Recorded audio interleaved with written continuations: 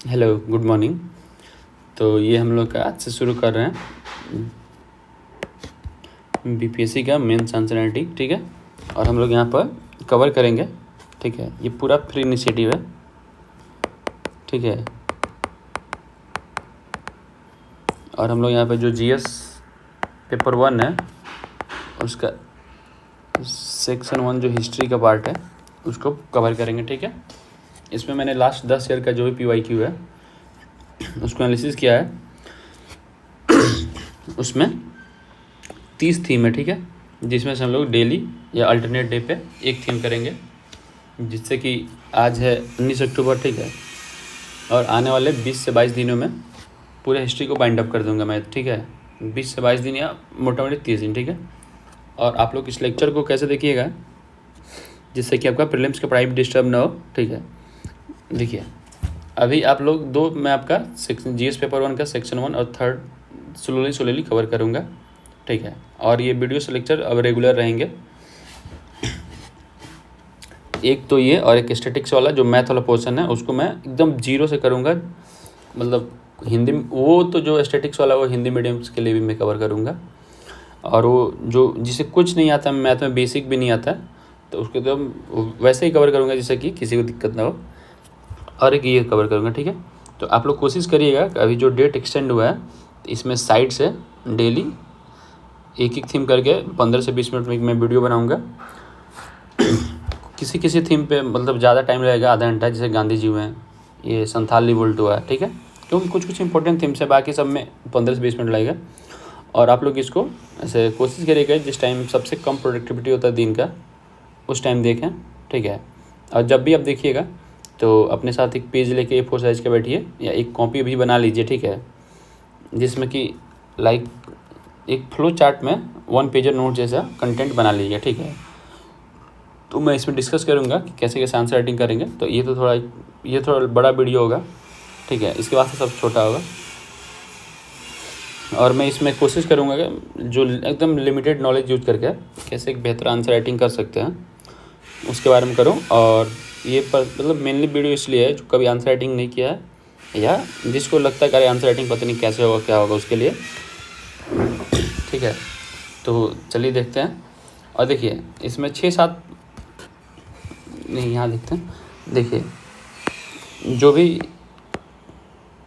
Theme है तो इसमें 8 से 10 सब टॉपिक है, ठीक है। लाइक एक है ट्राइबल रिवोल्ट, देन 1857 रिवोल्ट है, ठीक है। देन एजुकेशन ऑफ बिहार है ड्यूरिंग ब्रिटिश पीरियड, ठीक है।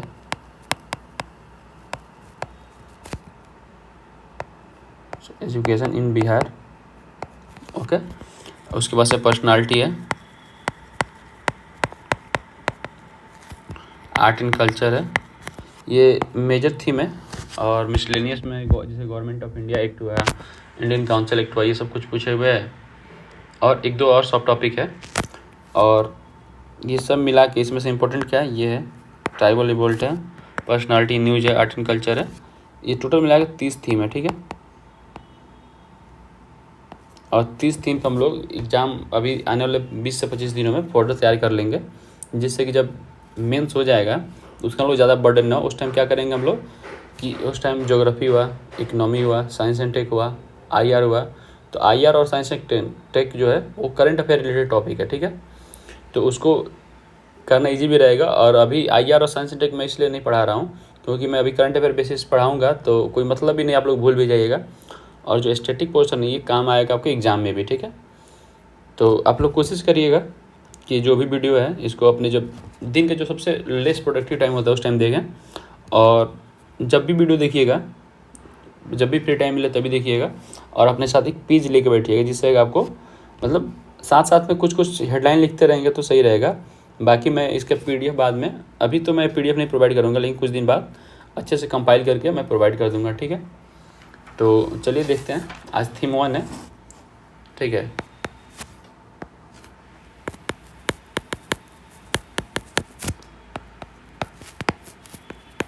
और ये है संथाल रिबेलियन,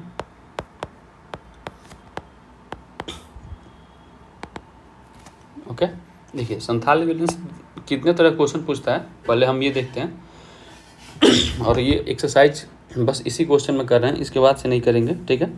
थोड़ा सा इंट्रोडक्शन देख लेते हैं कैसे कैसे क्वेश्चन पूछता है।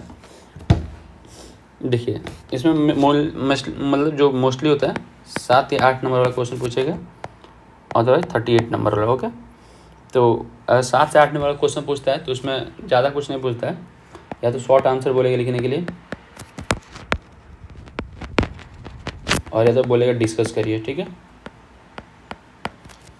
तो इसमें बेसिक कुछ नहीं होता है। इसमें क्या करेंगे हम लोग, जो भी शॉर्ट आंसर या डिस्कस करने वाला होगा तो इसमें इंट्रो और कंक्लूजन में ज़्यादा ध्यान नहीं देंगे, टू दी पॉइंट आंसर को लिखेंगे। जैसे कि संथाल जो रिवेलियन उसका कॉज क्या रहा, ठीक है, इसमें जो लीडर हैं सिद्धू कान्हू हैं उनका रोल क्या था और इसका क्या इम्पेक्ट रहा, ठीक है।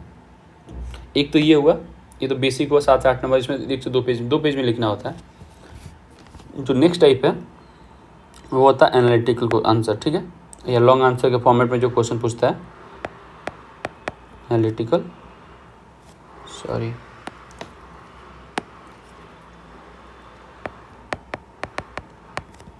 या long answer, long question answer, okay. देखिए इसमें होता है 38 नंबर। तो बस सबसे मेन पोर्शन जो है वो यही है कि इसको कैसे यूटिलाइज करेंगे हम लोग, ठीक है। क्योंकि देखिए थीम तो वही रिपीटेड होता है 3-4 साल में, जो प्रीवियस थीम रिपीट होता है, ठीक है। तो अगर सबको थीम पता है तो कैसे हम लोग आंसर राइटिंग कर रहे हैं जिससे कि मोस्ट ऑफ द मतलब ज़्यादा से ज़्यादा हम लोग मार्क स्कोर कर सकें। क्योंकि अगर सबको थीम पता है तो फिर आंसर राइटिंग में हम लोग क्या इंप्रूव कर सकते हैं ये मैटर करता है, ठीक है। तो जो एनालिटिकल आंसर होता है इसमें हम लोग प्रायोरिटाइज देंगे, इंट्रो कैसे लिखेंगे नहीं लिखना है, बॉडी में कैसे कैसे फ्लो मेंटेन करना है टाइम के अकॉर्डिंग, ठीक है। लाइक ये नहीं कि पहले सिग्निफिकेंस लिख दिए फिर बाद में कॉज लिखे, नहीं, ठीक है।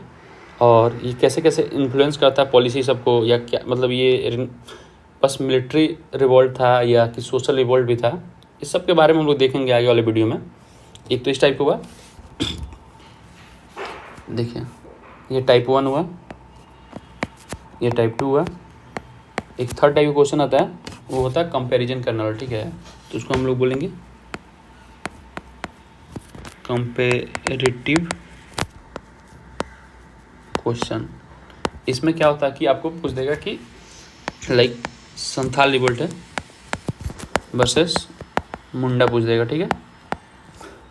तो इस टाइप के जो क्वेश्चन आते हैं, तो जो रिवोल्ट से रिलेटेड जो भी क्वेश्चन है, तो मैं आपको क्या करूँगा कि जैसे जो भी थीम मैं कवर अभी करूँगा तो मैं आपको बताऊँगा कैसे। तो हर थीम के बारे में मैं बेसिक जो फैक्ट शीट करके होगा 3-4 लाइन में लिखवाऊँगा, ठीक है।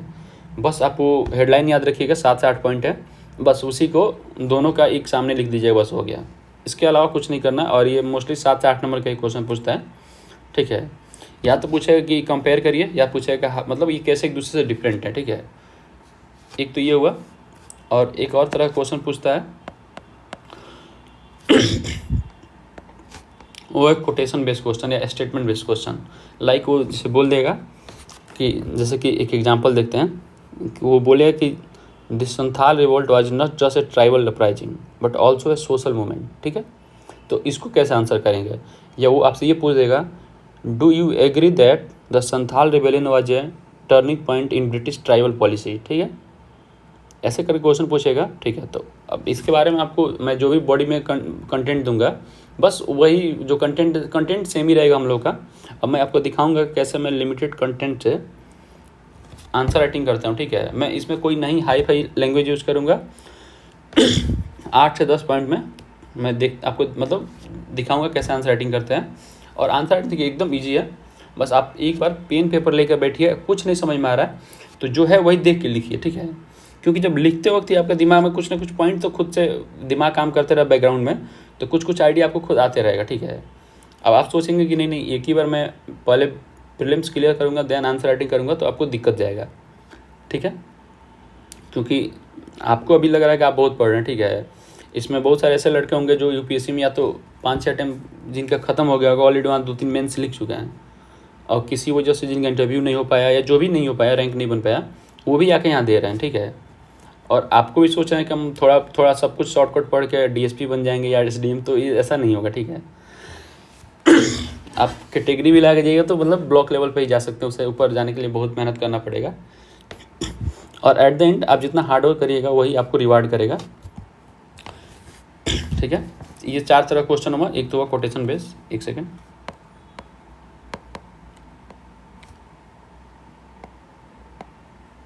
बेस्ट और स्टेटमेंट, ठीक है। और एक और क्वेश्चन पूछता है कि इम्पैक्ट पूछ देगा, ठीक है। लाइक कोई क्वेश्चन पूछ दिया जैसे कि संथाल रिबेलियन है, तो इसके बारे में कैसे क्वेश्चन फ्रेम करेगा ये देखते हैं। लाइक वो पूछ देगा कि एडमिनिस्ट्रेटिव एंड पॉलिसी जो चेंज किया, ठीक है, change introduce by British after the Santhal revolt, ठीक है। लाइक कि जो संथाल रिवोल्ट हुआ उसके बाद से कि क्या पॉलिसी का इम्पैक्ट रहा था, ब्रिटिश का जो भी पॉलिसी था एडमिनिस्ट्रेटिव या लैंड रिफॉर्म के रिलेटेड, उसमें क्या चेंज हुआ था, ठीक है। और नहीं तो लॉन्ग टर्म इम्पैक्ट पूछ देगा कि जो संथाल रिबेलियन का लॉन्ग टर्म इम्पैक्ट क्या रहा था, ठीक है। ठीक है, तो एक 5वां टाइप का क्वेश्चन है लॉन्ग टर्म इम्पैक्ट, ओके। तो ये 4 से 5 तरह का ये टाइप के क्वेश्चन पूछता है। तो ये तो मैं एक इंट्रोडक्शन दे रहा हूँ कि कैसे कैसे क्वेश्चन फ्रेम कर सकता है, ठीक है। मैं अभी आपको कंटेंट दूंगा, ठीक है, और साथ साथ में आप इस कंटेंट को देखते रहिएगा और उसके बाद मैं बताऊंगा कैसे कैसे क्या करना है, ठीक है। ये तो हम लोग का इंट्रोडक्शन हुआ। देखिए अब आंसर राइटिंग को कैसे अप्रोच करेंगे इसको देखते हैं, ठीक है। लाइक सबसे पहले देखते हैं कि how to approach answer writing, how to, एक सेकेंड,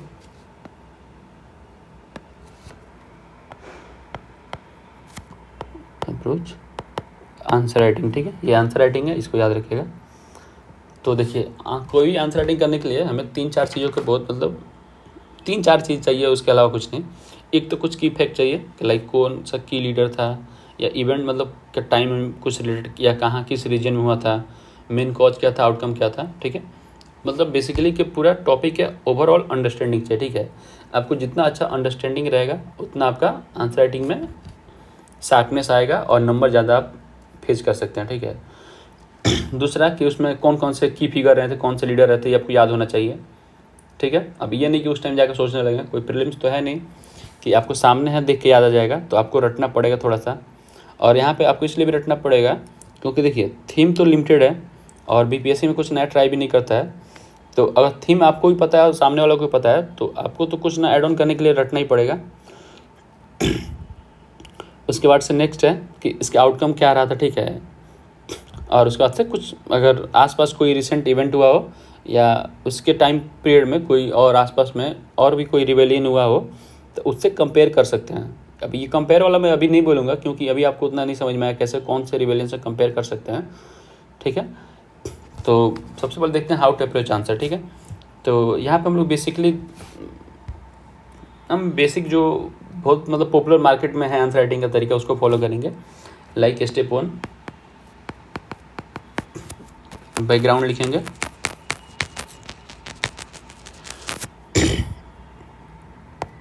या कॉज लिखेंगे, ठीक है।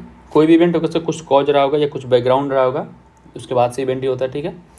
उसके बाद से क्या लिखेंगे, स्टेप 2 है कि रोल क्या रहा था जो भी की लीडर रहे थे, रोल ऑफ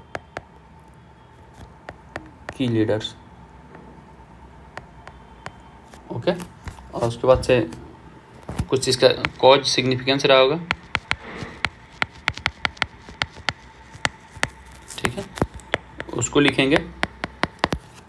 और फिर ये उसका कुछ आउटकम रहा होगा, ठीक है, या इसका इम्पैक्ट रहा होगा, उसके बारे में लिखेंगे, ठीक है। और लास्ट में कंक्लूजन लिखेंगे। तो देखिए इसमें 2 चीज़ तो बहुत ईजी है, आप मतलब बस मैं आपको बताऊंगा कैसे यूज करना है। मैं अभी 7-8 फैक्ट आपको लिखूंगा और उसके बाद से एक तो ये जो बैकग्राउंड है या कॉज है, ठीक है, मोस्टली बैकग्राउंड और कंक्लूजन, ठीक है। ये इस पर ज़्यादा फोकस करेंगे जब ये 38 नंबर का क्वेश्चन होगा, क्योंकि देखिए 38 नंबर क्वेश्चन तो आपको पेज भरना पड़ेगा और पेज तो ऐसे भर नहीं सकते हैं, तो पहले से प्लान करना पड़ेगा कैसे कैसे टारगेट करना, ठीक है। क्योंकि कंटेंट रेडी का सही है तो लास्ट में क्या होता है कि आप पढ़े बहुत अच्छा है लेकिन अब 38वां क्वेश्चन आप 4 ही पेज लिखें और सामने वाला 8 पेज लिखा और कंटेंट अच्छा है। और कंटेंट अच्छा क्या है, वो देखिए नॉलेज सेम ही होता है, बस क्या होता है कुछ लोग प्रैक्टिस ज़्यादा करते हैं तो उनको आइडिया होता है कि कैसे सेम टॉपिक को या सेम कंटेंट को एक्सपेंड करना है या शॉर्ट करना है। लाइक अगर 7 नंबर क्वेश्चन आएगा तो भी लिख लेंगे सेम कंटेंट से, और सेम कंटेंट जो भी है उससे कि जब 38 नंबर क्वेश्चन आता है तो भी वो एक्सपेंड करके लिख लेते हैं, ठीक है। तो अब देखिए यहाँ पे 2 चीज़ें हैं, कुछ बच्चे जो इंग्लिश मीडियम से रहे होंगे शुरू से थोड़ा आंसर राइटिंग कर रहे हैं या थोड़ा ऐसे उससे लिखने का प्रैक्टिस है तो वो लोग तो ईजिली कर ले जाते हैं। लेकिन जो मोस्टली बच्चे जो स्टेट बोर्ड से पढ़े हुए हैं, जो 10th तक या 12th तक हिंदी मीडियम पढ़े हैं फिर बाद में इंग्लिश मीडियम में स्विच किए हैं, उनको ज़्यादा दिक्कत जाता है। तो देखिए तो हमें तो पता है मुझे दिक्कत जाता है कि 10th तक और स्टेट बोर्ड से पढ़े हैं हिंदी मीडियम से, तो अगर हमें पता है तो हम लोग को अभी काम करना चाहिए इस पर ना। तो हम लोग यहाँ देखेंगे कि कैसे कैसे लिमिटेड नॉलेज से हम लोग लिखते हैं आंसर राइटिंग, ठीक है। सबसे पहले बैकग्राउंड लिखेंगे, तो उससे पहले कुछ फैक्ट लिखते हैं, ठीक है। एक सेकेंड,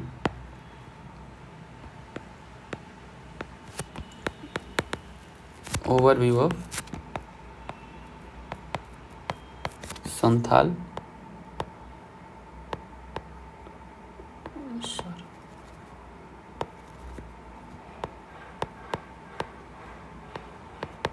रिबेलियन, ठीक है।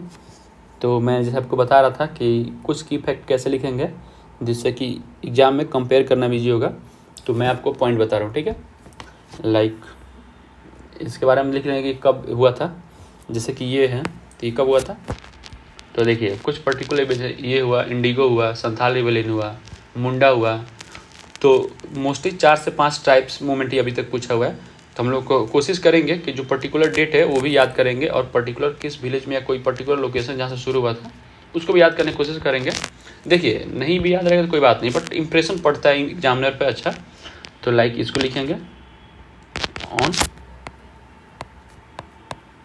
30 जून 1855 को शुरू हुआ था, और ये कहाँ पे हुआ था, बोगनादिया विलेज करके था एक जगह था, कहाँ पे, झारखंड में, अभी पर्टिकुलर झारखंड में पड़ता है बोगनादिया। थोड़ा आप लोग कोऑपरेट करिएगा, मेरे में भी क्या बोलते हैं वर्ड मीनिंग गलत हो तो, ठीक है। ये तो मतलब ये याद करने की कोशिश करिएगा, याद रह गया तो बहुत अच्छा है, ठीक है। वो याद रह ही जाएगा, 4-5 रिवोल्ट आप लोग लिख के सामने रटिएगा, और अभी से रटिएगा तो मतलब ये प्रीलिम्स के लिए भी मतलब इम्पोर्टेंट है, ठीक है। उसके बाद देखिए कुछ की पॉइंट कैसे कि एस्पेक्ट क्या था इसका, ठीक है। नेचर ऑफ प्रोटेस्ट क्या था,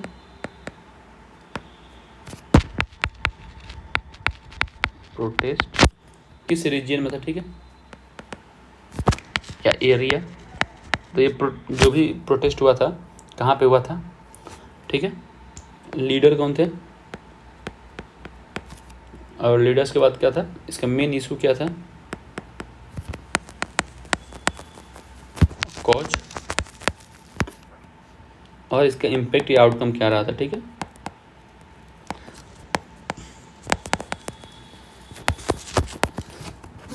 देखिए मैं आपको आइडिया दे रहा हूँ, ये तो है, बस इतना आपको मतलब फैक्ट याद रखना है। 4 से 5 रिवोल्ट हैं और बहुत इजी रहेगा, आप लोग कोशिश करिएगा। ये जो फैक्ट है इसको यहाँ लिख दिया, यहाँ पे संथाल, मुंडा, ठीक है, और इंडिगो ऐसे करके लिख देंगे, और चारों के बारे में एस्पेक्ट क्या था, कौन सा डेट था, एक टेबल बना लीजिएगा ऊपर साइज में, जिससे कि और ईजी रहेगा याद करना किस डेट को हुआ था ये सब। देखिए देखते हैं इसके बारे में। तो देखिए कि ये जो इसका ये क्या था, ये संथाल रिबेलियन था, ये कब शुरू हुआ था, 1855 से 1856 तक, ठीक है। संथाल रिबेलियन, और इसका 1855 से 56, ठीक है। और जब ये पूछ रहा है कि नेचर ऑफ प्रोटेस्ट क्या था, तो ये ट्राइबल अपराइजिंग थे, ठीक है। क्योंकि आप जब पढ़िएगा तो उसमें देखिए पीजेंट मूवमेंट अलग होगा, ठीक है, और ऐसे करके डिफरेंट डिफरेंट टाइप के प्रोटेस्ट हुए हैं, ठीक है। लेबर मूवमेंट अलग था, तो वैसे इसका जो नेचर प्रोटेस्ट था वो था ट्राइबल अपराइजिंग, ट्राइबल अपराइजिंग, ठीक है। और किस एरिया में हुआ था, तो ये आपको याद होना चाहिए, कि ये जो राजमहल हिल रीजन है झारखंड में भी पर्टिकुलर पड़ता है, ठीक है, वो उस टाइम बिहार जो बंगाल प्रेसिडेंसी था उसके अंदर आता था, तो उसको लिख लीजिए, Rajmahal hills now in Jharkhand. Okay, और इसके लीडर कौन थे? तो लीडर याद रखिएगा, सिद्धू थे, कान्हू थे, चंद थे। अब एक बार ध्यान लिए, चंद पढ़ते हैं चांद, मुझे थोड़ा डाउट है, और भैरव। और भी सर आप चाहिए तो मतलब लिख सकते हैं अगर आपको याद रहा तो, क्योंकि लिखने में अब 8-10 लिख लीजिए, याद तो 4-5 में एटलीस्ट होना चाहिए, ठीक है।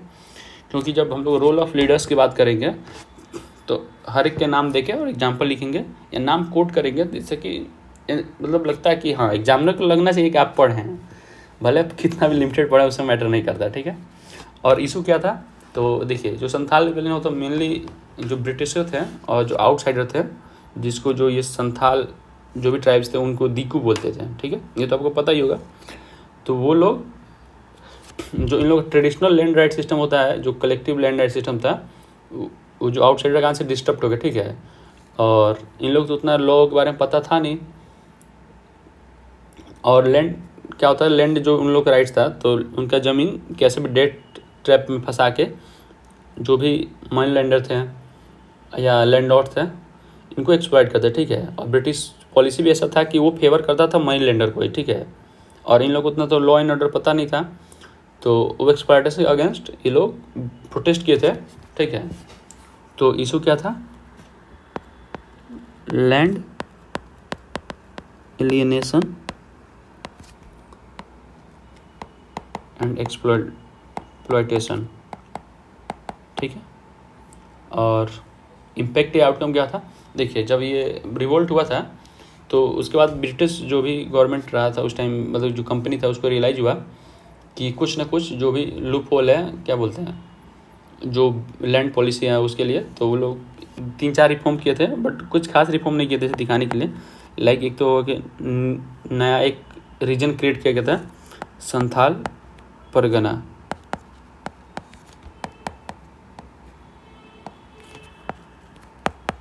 टैक्स जो टैक्स पॉलिसी था उसको थोड़ा ईजी किया गया, ठीक है। और भी बहुत सारा था, हमें आगे एग्जाम में देखेंगे। तो देखिए इतना फैक्ट है, और इससे हम लोग कैसे आंसर राइटिंग लिखते हैं ये आपको मैं दिखाऊंगा। और देखिएगा अब मैं बैकग्राउंड में जब लिखूंगा या कंक्लूजन लिखूंगा तो बस यही फैक्ट यूज करूँगा, ठीक है, इसके बाहर कुछ यूज नहीं करूँगा। लाइक ये रिविलियन का डेट लिखूँगा, ट्राइबल अपराइजिंग है, एरिया में किस हुआ था ये लिखूँगा, ये लीडर का नाम कोट करूँगा, ठीक है, और ये जो फैक्ट है बस ये, इसके अलावा कुछ नहीं। और मैं इसी से देखिएगा कैसे 4 से 5 पेज में पूरा आंसर मैं लिख दूँगा, ठीक है। तो देखते हैं नेक्स्ट स्लाइड पे। सबसे पहले हम लोग लिखेंगे बैकग्राउंड, ठीक है। देखिए ये थोड़ा लेक्चर लंबा हो सकता है मे बी, बट आने वाला लेक्चर और शॉर्ट होगा। और मैं अभी यहाँ कोशिश करूँगा मेनली हेडलाइन आपको प्रोवाइड करूँ और बाकी सारी चीज़ें बोल के बता दूँ। आप चाहें तो वीडियो रोक रोक के लिख सकते हैं। लाइक देखिए जब भी हम लोग आंसर राइटिंग करेंगे तो जैसे मैंने बताया था, सबसे पहले बैकग्राउंड या कॉज ऑफ रिपोर्ट लिखते हैं, तो यहाँ लिखेंगे background, sorry,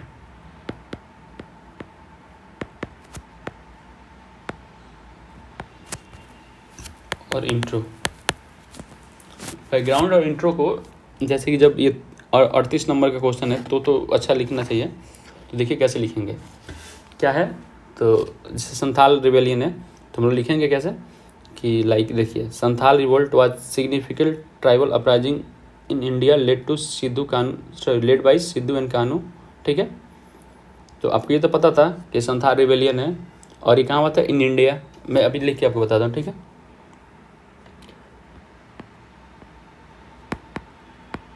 Santhal revolt was significant tribal uprising in India led by, ठीक है, किसके द्वारा किया गया था? सिद्धू,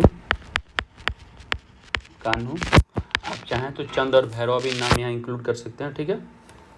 तो इसमें कुछ मैंने नया लिखा, अभी तक कुछ तो नहीं लिखा ना, कि संथाल रिवोल्ट था वो सिग्निफिकेंट ट्राइबल रिवोल्ट था, ठीक है।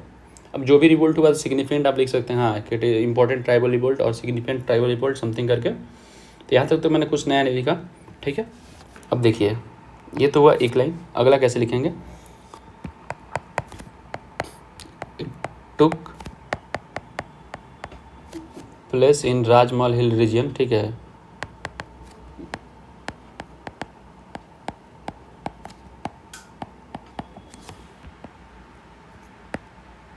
रीजन ये कहाँ है, अभी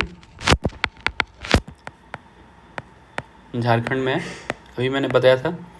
तो ये मैंने लोकेशन लिख रहा है, इंट्रोडक्शन देखिए लोकेशन कैसे कंक्लूड करते हैं, ठीक है।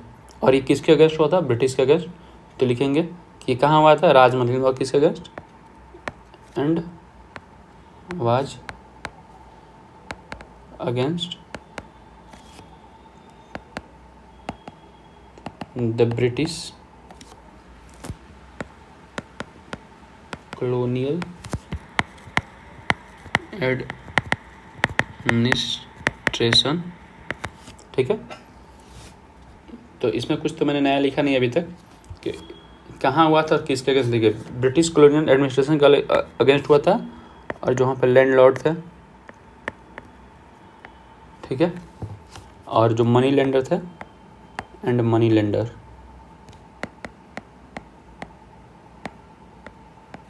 ठीक है। और जब ये रिवोल्ट हुआ तो इसका क्या रिजल्ट रहा था वो भी मतलब इंट्रो में भी सब कुछ दिखा, ठीक है। इंट्रो कुछ होता नहीं है, जो हम लोग आने वाले जो बॉडी और कंक्लूजन लिखेंगे ना उसका समराइज फॉर्म होता है, ठीक है। तो जो भी फैक्ट था उसको इंट्रो में देखिए कैसे मैं कंक्लूड कर रहा हूँ।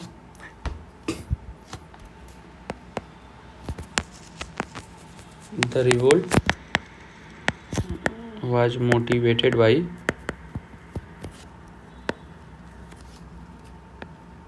Santhal desire to reclaim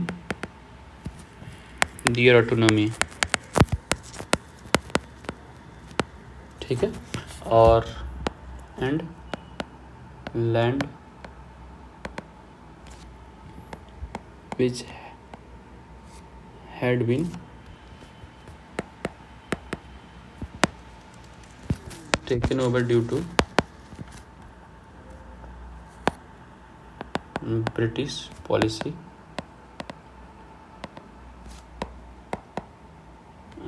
feudal exploitation, ठीक है।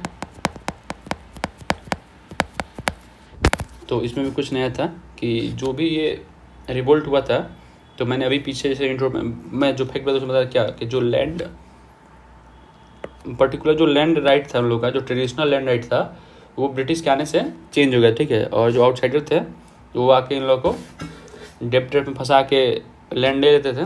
तो देखिए the revolt was motivated by Santhal, ठीक है, और उनका डिजायर क्या था, desire to reclaim their autonomy and land which had been taken over due to British policy and feudal exploitation, ठीक है। इस तो अभी तक कुछ नया नहीं है, ये समरी है, ठीक है। अब इसी को हम एक्सपेंड करेंगे और आंसर राइटिंग में लिखेंगे, ठीक है।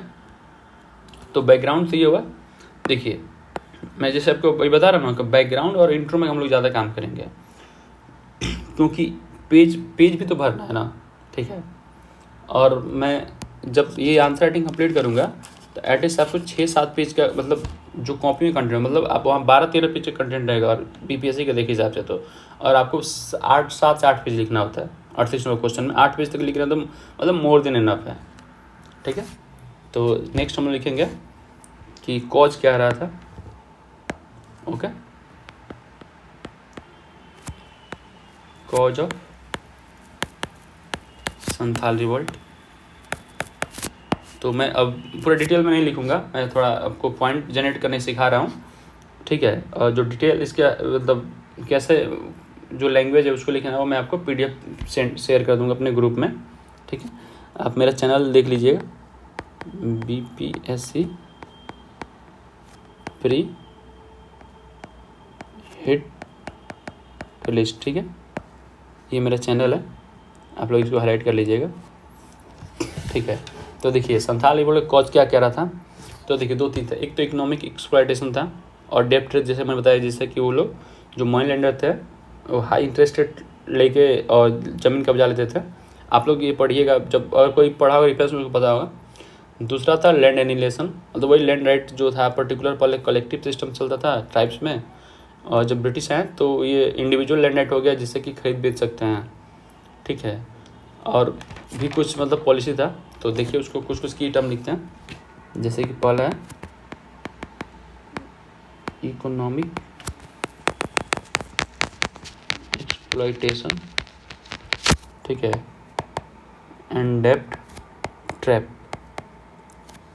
डेब्ट ट्रैप में क्या करते थे, जो मनी लेंडर है हाई इंटरेस्ट रेट इम्पोज करते थे, एज ए लोन देते थे, ठीक है, जिसका इंटरेस्ट इतना हाई था कि वो लोग पे कर ही नहीं सकते हैं, जो भी ट्राइबल्स थे। और एट द एंड क्या होता था कि अपना ज़मीन खो देते थे, ठीक है। और जो टैक्सेशन सिस्टम भी था वो भी बहुत कॉम्प्लेक्स था, ठीक है। तो जैसे कि इसमें देखिए सब पॉइंट कैसे हो सकता है, सब पॉइंट देखिए, सब पॉइंट अभी नहीं लिख रहा हूँ मैं। ऐसा करते हैं कि पहले बस पॉइंट लिखते हैं, वीडियो लेक्चर बहुत लंबा हो जाएगा, ठीक है।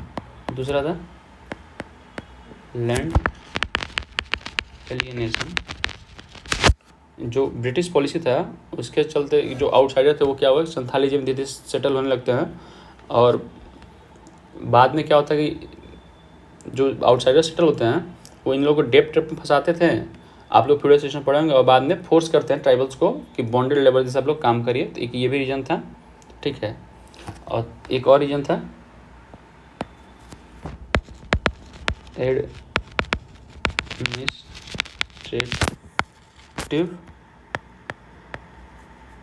एफिशिएंसी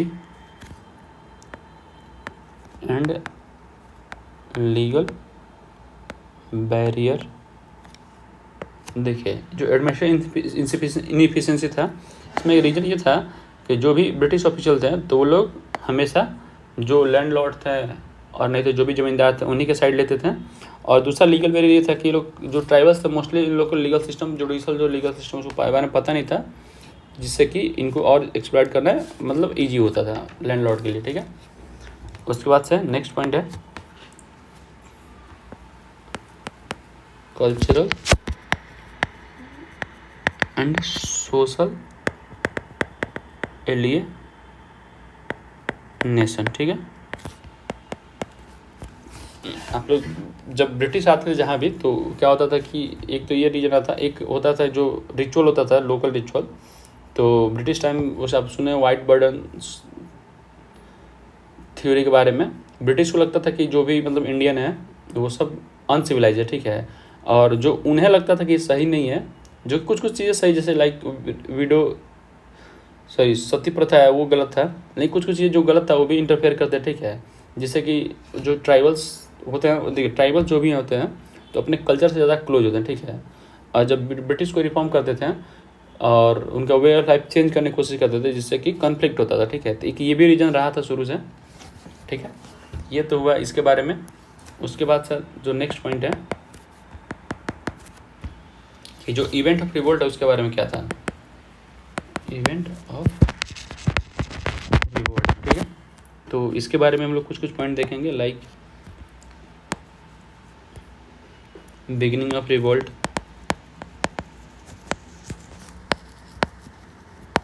देखिए बिगिनिंग ऑफ रिवोल्ट है तो इसमें कुछ नहीं करना है। जैसे कि मैंने अभी इंट्रोडक्शन लिखा था कि on 30th June 1855 at Bogdiya village में, ठीक है, लेड बाय सिद्धू कानू, ठीक है, along with the 1000 of Santhal revolt. ऐसे करके लिखेंगे कि मतलब पहले तो डेट लिखेंगे कब हुआ था और कहाँ हुआ था, विलेज के नाम, ठीक है। और फिर लिखेंगे जो लीडर थे कि led by Sidhu and Kanu along with 1000 of Santhal village, ठीक है, वो participated and declare war of independence, ठीक है। ऐसे करके बस सेम वो जो इंट्रोडक्शन वाला लिखेंगे, ठीक है। और उनका इनिशियल डिमांड क्या था कि सेल्फ रूल चाहिए और जो भी आउटसाइडर है और ब्रिटिश से उनको अपने एरिया से निकालना, ड्राइव आउट, ठीक है। और देन नेक्स्ट था स्प्रेड ऑफ द मूवमेंट,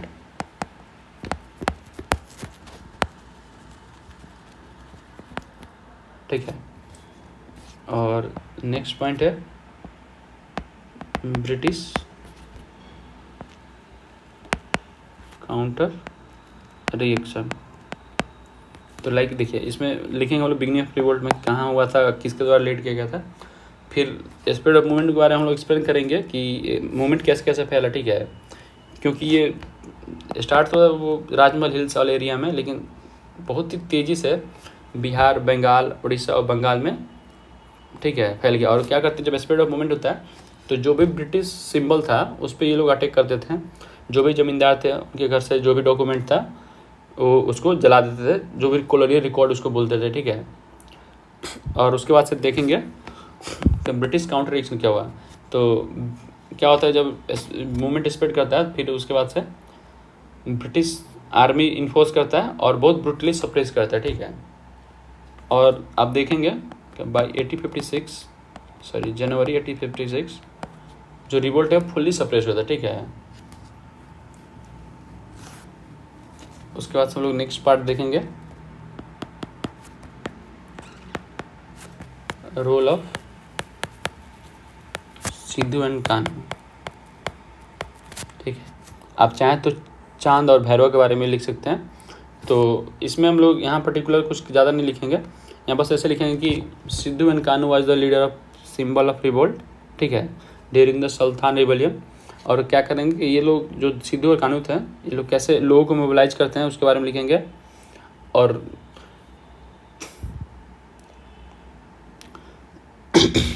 एक सेकेंड, और कैसे जो ट्रेडिशनल बिलीफ सिस्टम था संथाल का उसको यूज़ करके लोगों को मोबिलाइज करते हैं और कैसे रिवोल्ट करते हैं, ठीक है, उसको लिखेंगे। और क्या क्या ड्रॉबैक रहा है इसके बारे में लिखेंगे, ठीक है। देखिए अभी तो मैं 6-7 पेज का कंटेंट होगा और मैं लिखने लगूँगा तो बहुत टाइम लग जाएगा। तो मैं अभी ऐसा क्या कर रहा हूँ कि इस लेक्चर में मैं ले रहा हूँ कि कैसे पॉइंट जनरेट करते हैं, और आगे से मैं क्या करूँगा कि लिख के रखूँगा, ठीक है। लाइक अगर लिख के फ़ोटो या तो जो मेरा नोट्स उसका फ़ोटो यहाँ पे लगा दूँगा, जिससे कि टाइम कम लगेगा और मैं एक्सप्लेन कर दूँगा कैसे पॉइंट को जनरेट करते हैं। नहीं तो मैं अभी लिखने लगूँगा तो 1 घंटा ज़्यादा लेक्चर हो जाएगा, ठीक है, ठीक है। उसके बाद से अगला है हम लोग का कि रोल ऑफ सिद्धू कान्हू, जो लीडरशिप का रोल था लिखेंगे। फिर लिखेंगे कॉन्सिक्वेंस क्या रहा, ठीक है, कॉन्सिक्वेंस, ठीक है। इसमें भी हम लोग कुछ पॉइंट जनरेट करेंगे। लाइक जैसे कि मैंने इंट्रोडक्शन बताया था कि formation of new Santhal Pargana, Santhal Pargana, ठीक है। फिर जो ट्राइबल लैंड रिफॉर्म हुआ था, इसमें क्या होता है कि कुछ राइट्स मतलब ट्राइब्स को देते हैं जिससे कि आउटसाइडर आके इनका ज़मीन न ले सकें, और ठीक है। और उसके बाद से नेक्स्ट है अवेकनिंग ऑफ ट्राइबल कॉन्शियसनेस। कि देखिए ये जो संथाल इसलिए भी इम्पोर्टेंट है ना, ये सबसे अभी तो मतलब इसके पहले भी कुछ जहाँ तहाँ ट्राइबल्स रिवोल्ट हुए थे, बट ये सब बहुत बड़े स्केल पे हुआ था। और ये आने वाले जितने भी ट्राइबल रिवोल्ट्स रहे हैं उस पर कुछ ना कुछ इसका इम्पैक्ट रहा है, ठीक है। Then awakening of tribal consciousness, ठीक है। नेक्स्ट पॉइंट बनाएंगे कि इसका इम्पैक्ट क्या पड़ा था ब्रिटिश पॉलिसी पर, इम्पैक्ट ऑन ब्रिटिश पॉलिसी। देखिए इसमें मतलब हम लोग जैसे एक्सप्लेन करेंगे कि कैसे जब ये ट्राइबल रिवोल्ट होता है तो फिर ब्रिटिश को लगता है कि नहीं कुछ तो रिफॉर्म करना पड़ेगा जिससे कि फ्यूचर में कोई इतना बड़े स्केल पर ट्राइबल रिवोल्ट ना हो। तो कैसे ब्रिटिश अपना पॉलिसी सब चेंज करते हैं, ठीक है, तो उसके बारे में लिखेंगे। देखिए ये तो हुआ कॉन्सिक्वेंस। उसके बाद हम लोग कुछ इसका सिग्निफिकेंस लिखेंगे, ठीक है, कि इसका सिग्निफिकेंस क्या रहा था।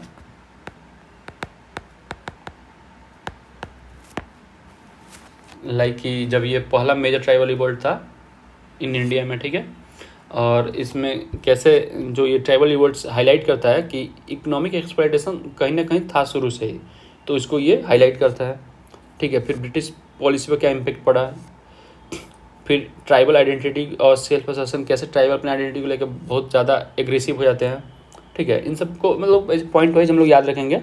और इसके आसपास हम लोग कैसे आंसर राइटिंग करेंगे वो भी मैं नोट शेयर कर दूंगा। तो देखिए देखते हैं क्या है। लाइक फर्स्ट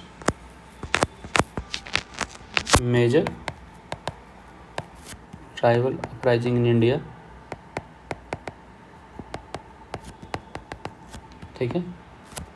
नेक्स्ट पॉइंट लिखेंगे कि जो ये ट्राइबल रिवोल्ट होता है हाईलाइट करता है कि कैसे इकोनॉमिक जो ग्रीवियंसेस हैं ट्राइबल्स का, ठीक है,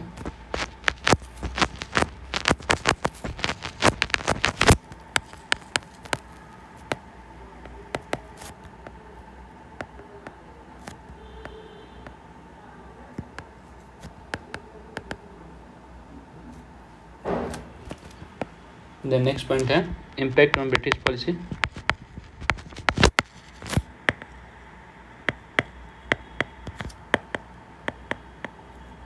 ठीक है। उसके बाद से इसको हम लोग ऐसे ही बोलते हैं कि जो भी रिवोल्ट ये सब हुआ था, ये जो संथाल रिवेलियन हुआ था, इसको हम लोग as a symbol of courage and resistance के तौर पे देखते हैं।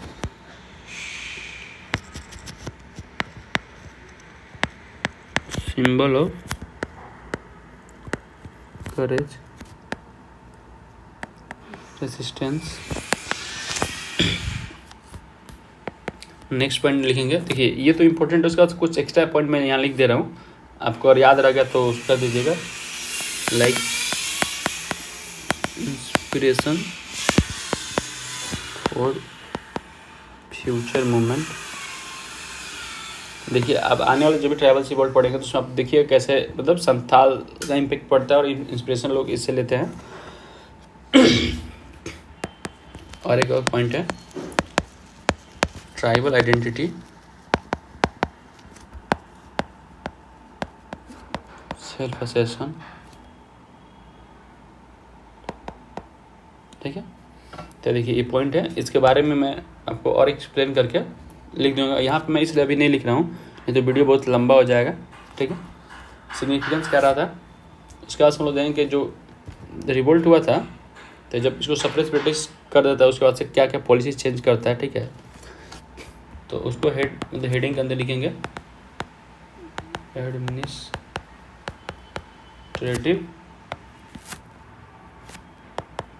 एंड पॉलिसी चेंज के अंदर।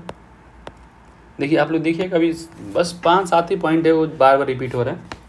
लाइक यहाँ पे फिर से हम लोग लिखेंगे creation of Santhal Pargana, relax tax policy, ठीक है। फिर पुलिसिंग रिफॉर्म करते हैं जिससे कि कुछ स्पेशल मेजर लेते हैं जिससे कि रीजन में पीस बना रहे और फिर बड़े स्केल पर रिवोल्ट ना हो, ठीक है। और उसके बाद क्या होता है कि ट्राइबल्स को लैंड एक्सेस के राइट देते हैं, ठीक है, जिससे कि मतलब उनको भी लगे नहीं उनका लैंड मतलब जो ट्रेडिशनल लैंड सिस्टम है वो गया नहीं है, ठीक है। देखिए लाइक लिख दे रहा मैं क्रिएशन ऑफ संथाल परगना,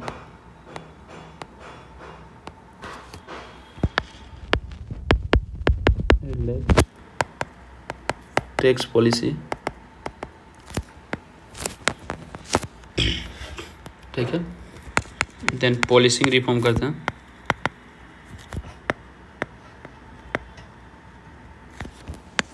उसका से tribal access to land right, ठीक है। देखिए अभी तक मैंने कुछ नया नहीं लिखा, ठीक है। और देखिए कभी कभी पूछ देता है कि इसका लॉन्ग टर्म इम्पैक्ट क्या रहा, ठीक है। लॉन्ग टर्म इम्पैक्ट, देखिए लॉन्ग टर्म इम्पैक्ट कुछ नहीं है कि जो सिग्निफिकेंस था उसको यहीं पे लिख दिया, ठीक है। मैं यहाँ लिख दे रहा हूँ right all the point of significance. जैसे कि यहाँ पे देखिए ये सिग्निफिकेंस क्या है ये सब लॉन्ग टर्म इम्पैक्ट में आ जाएगा। लाइक लॉन्ग टर्म इम्पैक्ट क्या रहा था कि ब्रिटिश पॉलिसी चेंज होता है कि जो लैंड राइट सिस्टम है थोड़ा टैक्सेशन सिस्टम ईज करते हैं और जो लैंड राइट्स है वो ट्राइबल्स को मिलता है, ठीक है। और ये क्या करते हैं एक्सटेंशन करता है जो कॉन्शियसनेस है ट्राइब्स के उसको इंस्पायर करता है, फ्यूचर जो ट्राइबल अपराइजिंग जो भी उसको इंस्पायर करता है, ठीक है। इन्फ्लुएंस करता है ब्रिटिश पॉलिसी को, ठीक है। ये सब वही है सिग्निफिकेंस है कैसे इन्फ्लुएंस करता है। देन लेगेसी ऑफ रेजिस्टेंस इसको भी बोलते हैं कि ये मतलब बाद में बहुत सारे जो रिवोल्ट होते हैं बस इसी को देख के इंस्पायर होते हैं और होते हैं, ठीक है। देन हम लोग लास्ट देखेंगे कंक्लूजन।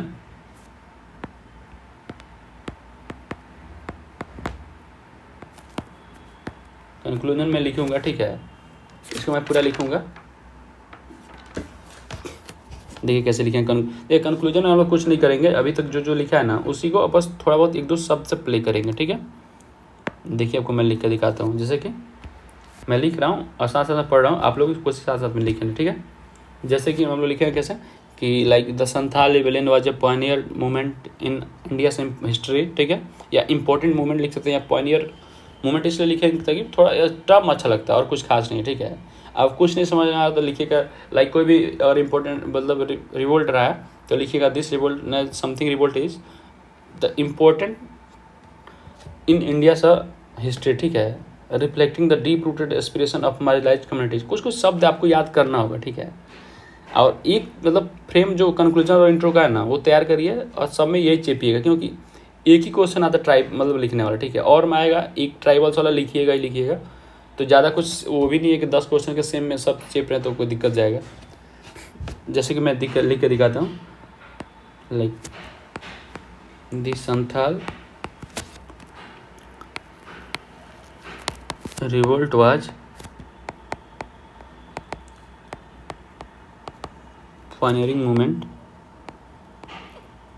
आप यहाँ इंपॉर्टेंट भी लिख सकते हैं बट ऐसे मतलब अच्छा रहता है, आप लोग एक दो बार लिखिए याद हो जाएगा। इन इंडिया सा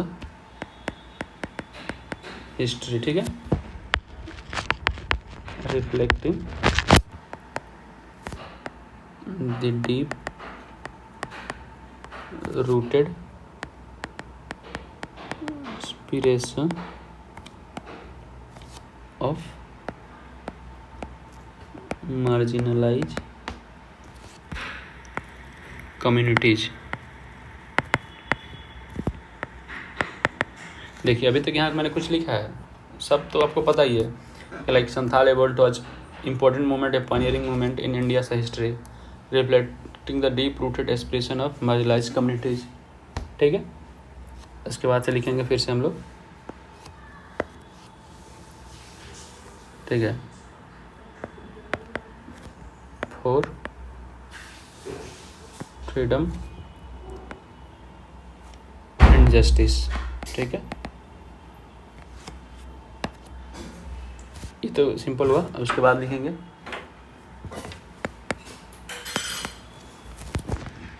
जो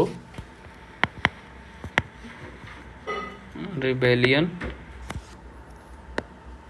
was brutally suppressed by British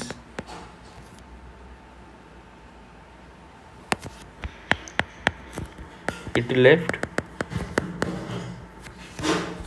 the lasting impact by forcing the sorry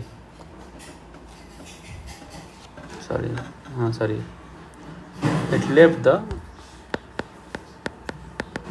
lasting impact by forcing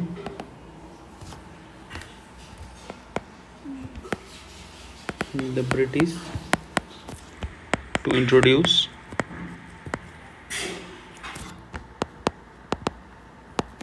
tribal reform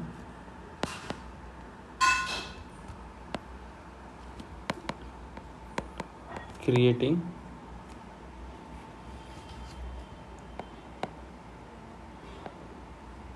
awareness about the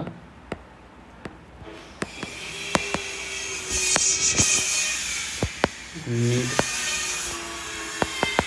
for protection of indigenous right, ठीक है। जैसे कि मैंने लिखा है कि देखिए यहाँ तक तो हम लोग ने देखा था, though the rebellion was brutally suppressed by British it left the lasting impact by forcing the British to introduce tribal reform and creating a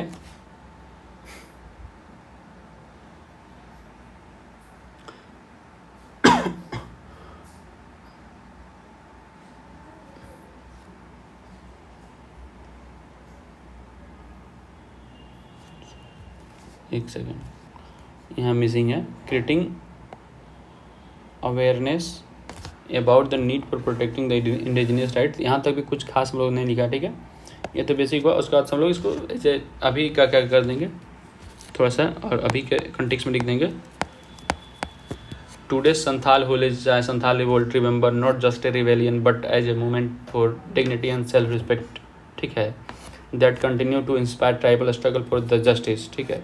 ये सब ऐसे कुछ शब्द है, आपको याद रखना है। और जो मैं ये फ्रेमवर्क दे रहा हूँ, बस इसमें क्या करिएगा आप, तो लाइक संथाल इसको मुंडा से करिएगा, थोड़ा बहुत कंटेक्स्ट चेंज करिएगा, तो आपका कंक्लूजन और बॉडी मतलब सॉरी इंट्रोडक्शन हर 3-4 रिवोल्ट सबके लिए आपको तैयार हो जाएगा, ठीक है। लाइक मैं यहाँ लिख दे रहा हूँ, इसको मैं पूरा भी लिख दे रहा हूँ, today Santhal sorry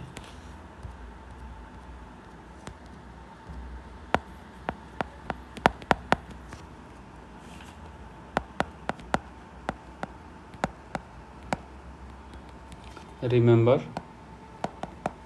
not just as rebellion but as a movement,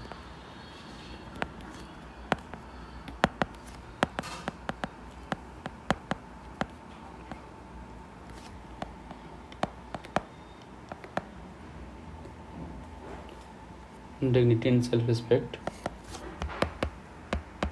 that continue to inspire tribal struggle for justice, ठीक है। तो वैसे हम लोग कंक्लूजन लिखेंगे और हर रिवोल्ट के लिए इसे इजीली लिख देंगे, ठीक है। इसके बाद से देखिए एक दो और क्वेश्चन पूछता है, ये मतलब एडिशनल है, लाइक वो आपसे पूछ देगा कि do you agree Santhal level is turning point in tribal policy, ठीक है। लाइक क्वेश्चन क्या पूछेगा, do you agree that Santhal revolt is turning point in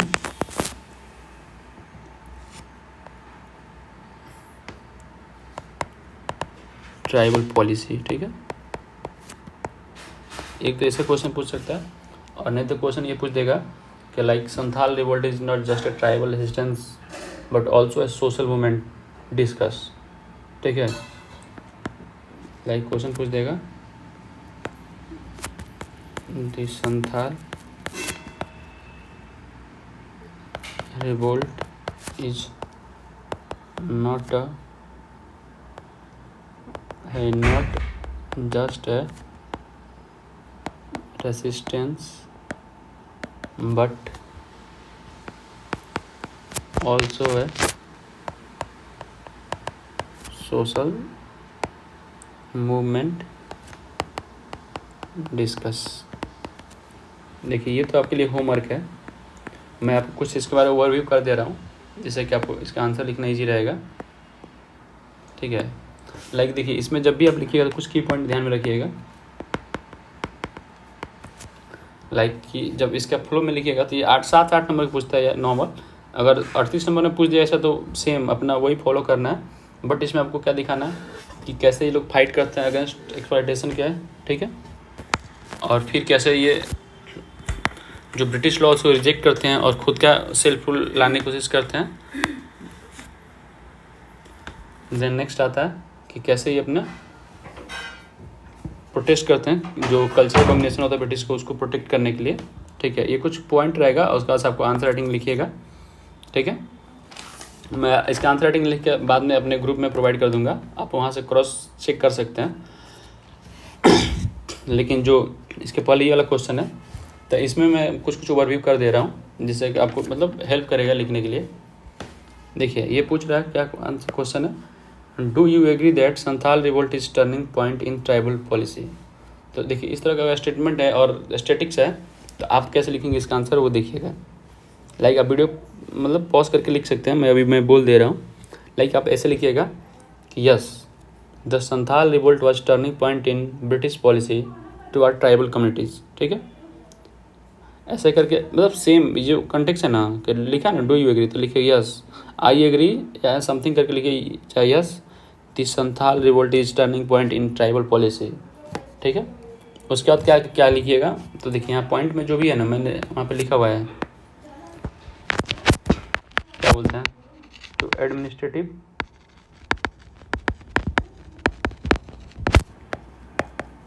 and policy change है, उसका जितना पॉइंट आप लिख लीजिएगा बस वही है कि कैसे कैसे इम्पेक्ट करते हैं। फिर उसके बाद से कैसे बाइंड अप करिएगा उसका मैं बता दे रहा हूँ, आप लिख लीजिए वीडियो करके स्लो। लाइक बाइंड अप कैसे करेंगे हम लोग कि पूरा ये जो चेंज है वो लिखेंगे, फिर से लिखेंगे कि कुछ निगेटिव कंटेक्स्ट दिखाते हुए इसको मतलब पॉजिटिवली बाइंड अप करेंगे। लाइक देखिए मैं बोल रहा हूँ, अब लिखिएगा हम लोग लिखिए ये एडमिनिस्ट्रेटिव पॉलिसी चेंज लिखने के बाद से लिखेंगे कि how were the change were limited to administration reform.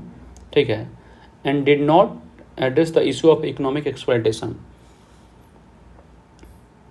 Okay, the next point लिखेंगे despite this limitation the revolt mark the beginning of tribal recognition within the British policy या British administration. ठीक है, ऐसे करके लिखेंगे क्योंकि जब आप लोग इसको पढ़िएगा फिर से जाके गूगल करिएगा, गूगल करके 3-4 रिवोल्ट आप लोग खुद से पढ़िएगा जैसे और डायमेंशन निकलेगा तो आप लोग उसमें देखेंगे कि जो एडमिनिस्ट्रेटिव पॉलिसी है उसको तो कुछ रिफॉर्म करता है, लेकिन जो इकोनॉमिक एक्सप्लॉयटेशन है उसके लिए ब्रिटिश कोई काम नहीं करता है। ठीक है, और यहाँ से मतलब ब्रिटिश ट्राइबल जो पॉलिसी को कंसिडर करते हैं। तो चलिए आज के लिए इतना ही, धन्यवाद। और अगर आपको वीडियो अच्छा लगा तो अपने दोस्तों से शेयर करें और लाइक एंड फॉलो करिएगा, क्योंकि आने वाले 25 से 30 दिन में हम लोग पूरा जो भी थीम है उसको कवर कर लेंगे। ठीक है, चलिए बाय।